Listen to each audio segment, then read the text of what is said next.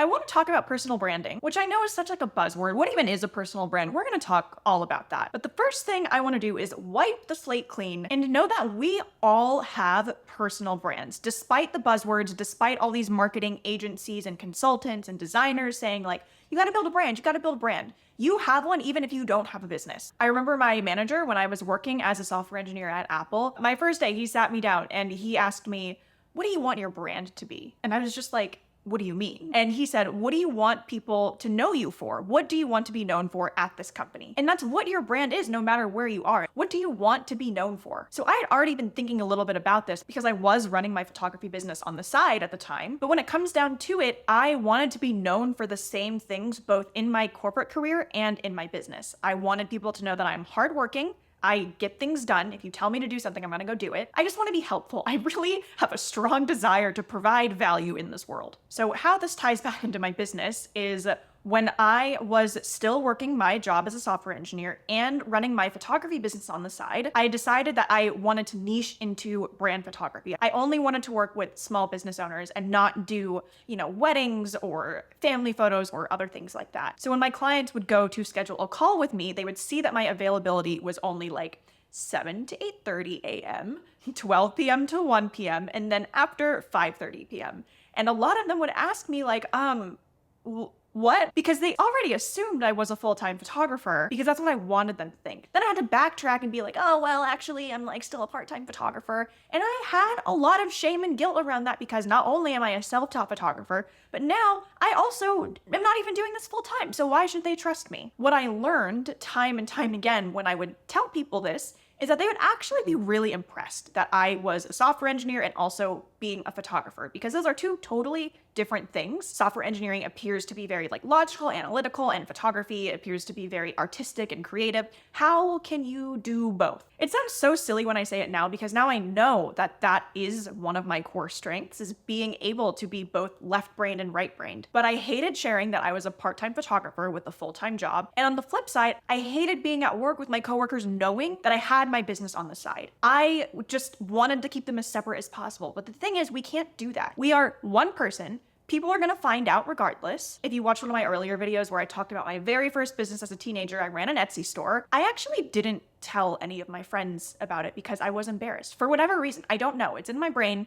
I don't know why I was embarrassed. But what I found out over the years after working through a lot of that and releasing judgment, because it doesn't really matter, I've learned that that is what makes me me, and that's what makes me my personal brand, Emily Kim. We all have personal brands. We all have unique stories, and it might not seem unique or special to you because you've lived it, but to other people, they care. They want to know your story. They want to know how you got into photography. You are what sets you apart from every other photographer out there. I know I am not the best photographer in the world. I am not striving to be the best photographer in the world. What I want is to be the best photographer for my best potential client. And we all have that, right? I believe that there is a photographer match in heaven for everyone. So when you lean into building your personal brand, that itself is a differentiator in the photography market. I think as photographers, especially here on YouTube, we place a lot of emphasis on technicality and on gear and on, is this photo technically perfect? But what we should consider more is, how does your experience set you apart from other photographers? For me, because I'm an engineer, I'm also very type A,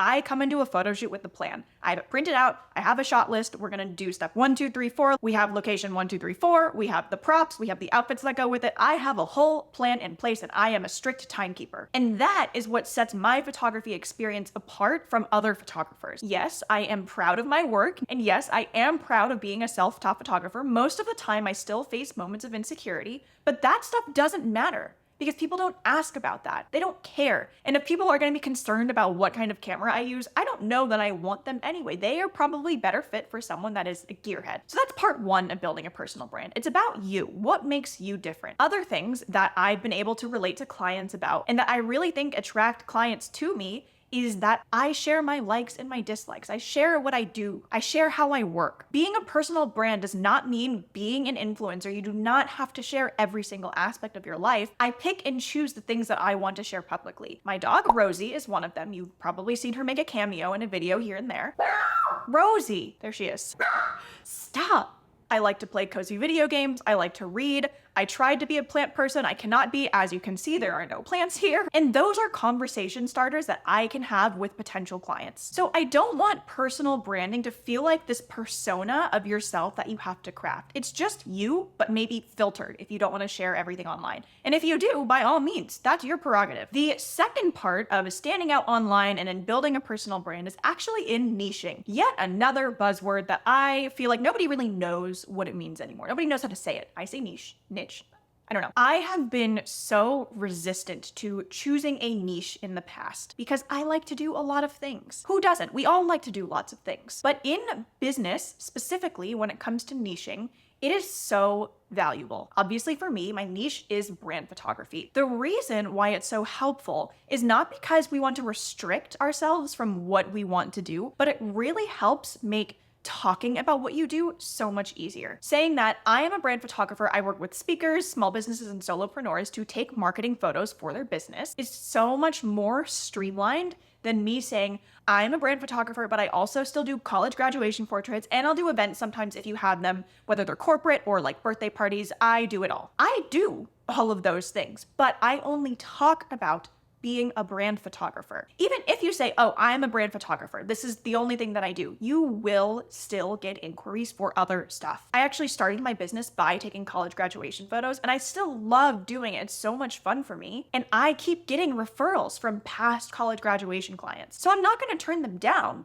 but I'm also not going to shout to the rooftops that this is what I do. So I'm still able to do both. Other random things that I do are photos for client baby showers because they came to me for their business and they just want to work with me again for their event. I've also shot a very small elopement for one of my brand photography clients, and I still get things like that. I don't have to turn them down. I just don't advertise them. Niching is so important because it needs to be easy for other people to describe what you do. If they can't say what you do in one sentence, how are they going to refer you? How are they going to talk about you when you're not there? When you combine your personal brand, which is really just your personality, with your niche, that's how you stand out online and on social media. Because if someone who doesn't know you but follows you on Instagram has a friend who needs a brand photographer, maybe they also have a dog, they also like cozy video games, they're going to say, oh my gosh, I have the perfect photographer for you. You should go meet Emily. What we're doing is making it easier for both you and other people to describe what you do succinctly. There is no checklist or strategy or like 1, 2, 3 step process to building a personal brand because it's just you. I can't tell you how to be you. Only you can tell you how to be you. But you know I love a good system and a step-by-step process. So in my next video, I'm going to talk all about how to take your personal brand and your niche and actually put it into practice because it seems like such a nebulous thing, but there really are steps that we can take to take you, your personality, your brand, and turn it into marketing content. So stay tuned for that and I'll see you there.